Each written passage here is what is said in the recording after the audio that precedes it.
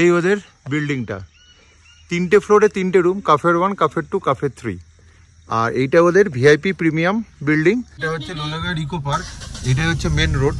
এই নিচটা দিয়ে ঢুকে গেলে এই ফরেস্ট লজটা আমাদের, যেটাতে বুকিং আছে। ওদের এই বিল্ডিংটাতে বুকিং আছে, তো আমাদের নিচ থেকে চেক ইন করে তারপর আসতে হবে। এটা কিন্তু ওদের ভিআইপি রুম। আমাদের রুমটা ওপরে, এই যাচ্ছি।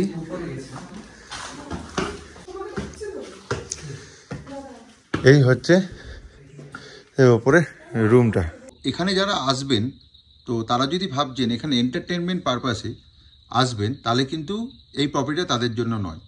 এখানে একান্তে নিরিবিলিতে নিভৃতে যদি ছুটি কাটতে চান, তাহলে কিন্তু এটা আদর্শ জায়গা। একদিন বা দুদিন কিন্তু একদম নির্ভেজাল ছুটি কাটাতে পারেন এই পাহাড়ের বুকে।